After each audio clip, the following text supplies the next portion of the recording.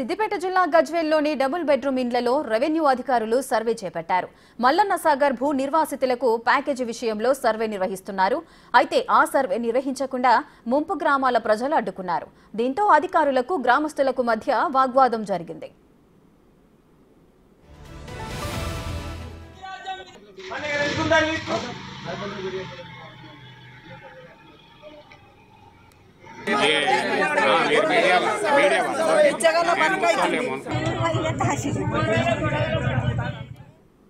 గజ్వేలు నిర్వాసితుల కోసం వాళ్ళ కోసం కట్టించిన టెంపరీలో పెట్టాడు. మాకు గుడికి గుడి బడికి బడి అన్నిటికీ అన్ని ఇచ్చినాక తర్వాతనే ఖాళీ చేస్తా అని హామీ ఇచ్చి అధికారులతో హామీ ఇచ్చి కాలం గడిపిన తర్వాత ఈరోజు 3 సంవత్సరాలు గడిచిన తర్వాత కూడా మా సమస్యలు పరిష్కారం కాకుండా ఇలా ఎన్నో వందల మాటల సమస్యలు మన కలెక్టర్ దృష్టి దాకా తీసుకుపోయినా కానీ ఈసారి చిన్నసారి అధికారులతోని మన ఆర్ఐ గారు మున్సిపల్ అధికారులతోని అధికారికంగా అనుకుంటూ సర్వే స్టార్ట్ చేశారు.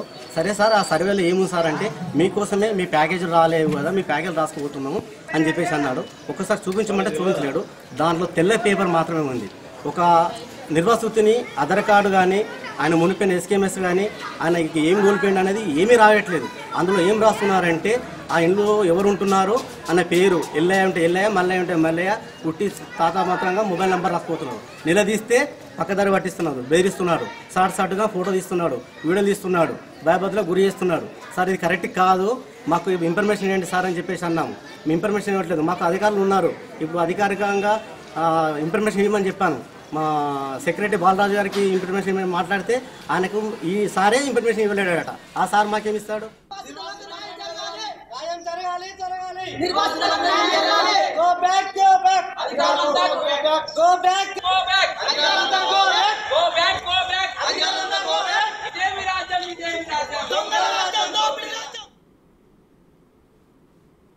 సిద్దిపేట జిల్లా గజ్వేల్లోని డబుల్ బెడ్రూమ్ ఇండ్లలో రెవెన్యూ అధికారులు సర్వే చేపట్టారు. మల్లన్న సాగర్ భూ నిర్వాసితులకు ప్యాకేజీ విషయంలో సర్వే నిర్వహిస్తున్నారు. అయితే ఆ సర్వే నిర్వహించకుండా ముంపు గ్రామాల ప్రజలు అడ్డుకున్నారు. దీంతో అధికారులకు గ్రామస్తులకు మధ్య వాగ్వాదం జరిగింది.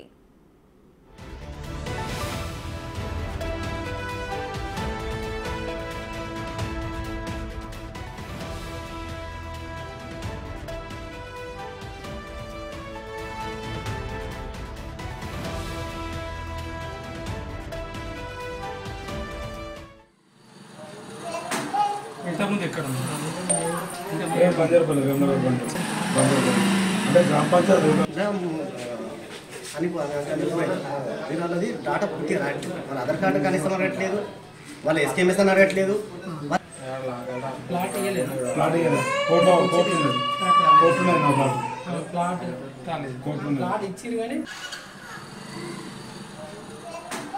ఇంతకుముందు ఎక్కడ బంజారపల్లి అంటే గ్రామ పంచాయతీ వాళ్ళది డాటా పూర్తిగా రాయట్లేదు. వాళ్ళ ఆధార్ కార్డు కనీసం అడగట్లేదు, వాళ్ళ ఎస్కేఎంఎస్ అని అడగట్లేదు. మరింత సమాచారం మా ప్రతినిధి దుర్గారెడ్డి అందిస్తారు.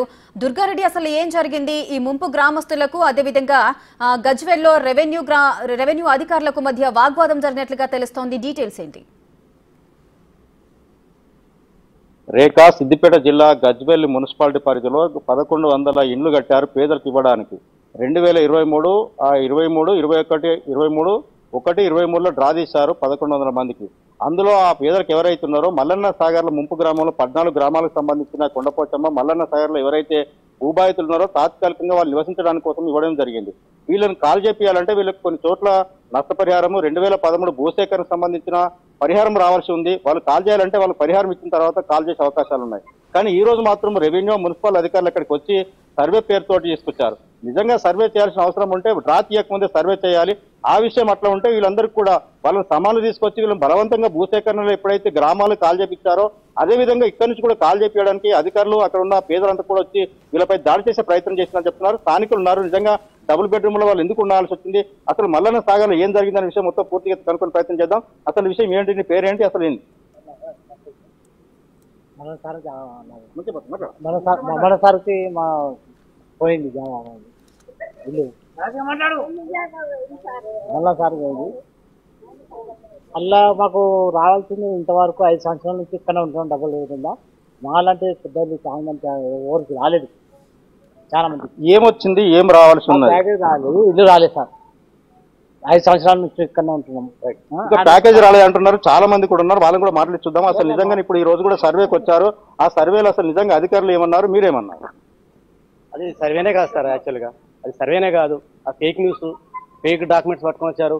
మన జిల్లా సెంటర్లో దొరికే సెంటర్లో పట్టుకొచ్చారు. 2018 నుంచి మొదలుకుంటే నేటి వరకు ఆ రోజు మన గొర్రెల సంతల గొర్రెల గురించి వచ్చినట్టు తీసుకొచ్చిన ఎట్లేసారో అదే మాదిరిగా మళ్ళీ తీసుకుపోయి బయట వేద్దామంటున్నారు. ఎక్కడ వేస్తారు సార్ మమ్మల్ని? మా ప్లాట్ ఇవ్వండి, మా ప్యాకేజ్ ఇవ్వండి అని అంటే పై అధికారుల దగ్గరికి వెళ్ళారు. మరి పై అధికారులు వచ్చేదాకానే ఇక్కడ ఉండమన్నారు, ఆ అధికారులు వేశారు. మరి మీరెందుకు డ్యూటీ చేస్తున్నారు సార్ అని నిలదీస్తే వీళ్ళ పోలీసులు పెట్టారు. మనల్ని ఎట్లయితే ఇళ్లకు అవన్నీ సామాన్లు తీసుకొచ్చారో ఇలా డబుల్ బెడ్రూమ్కు డ్రా సిస్టమ్తో తీసుకొచ్చిన వాళ్ళని కూడా చుట్టుపక్కల పెట్టారు. వాళ్ళకు మాకు ఇవాళ పాకిస్తాన్ ఇండియన్ బార్డర్లో మధ్యలో తయారు చేశారు వాళ్ళే అధికారులు. ఈ రోజే ఈ గంట క్రితమే మేము చెప్పాం, సార్ మేము ఏం అడగట్లేదు, మీరు చట్టాన్ని ఫాలో కావండి, చట్టంలో మాకు ఏమి ఇస్తున్నారు, R&R ప్యాకేజ్, మాకు కావాల్సిన R&R ప్యాకేజ్ ఇవ్వండి, ముసలిళ్ళకి ఇవ్వాల్సిన ఇవ్వండి, మాకు రావాల్సిన చెట్టు పుట్ట ఇవ్వండి. ఒకవేళ అవి నిజంగా వచ్చాల్సిన అంటే ఇవ్వండి. ఒకవేళ మా డాటా తీసి నాకు వచ్చినాక కూడా నేను ఇంట్లో ఉండి దౌర్జన్యం చేస్తే నా పైన చట్టాపరంగా తీసుకున్న చర్యలు తీసుకోండి సార్. మీరు అంత డేర్గా చెప్తున్నాను, నా డాటా తీయండి, నా డాటాలో నాకు ఏం రావాలనో అవే అడుగుతున్నాను.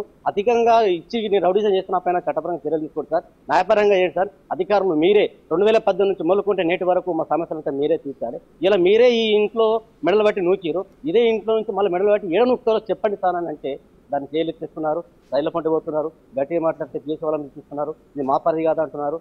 అధికారులే మొత్తం మా జీవితాలతో ఆటాడుకుంటారు. ఈ రోజు ఈ R&R కాలనీలో ఒక భయభ్రాంతో గురి చేస్తున్నారు, వాళ్ళని రెచ్చగొడుతున్నారు. ఇది ఒక పాకిస్తాన్ ఇండియన్ బార్డర్ లో అయిపోయింది. రేపటి నుంచి విధ్వంసాలు సృష్టిస్తారు. ఇప్పటికీ చాలా అయినాయి.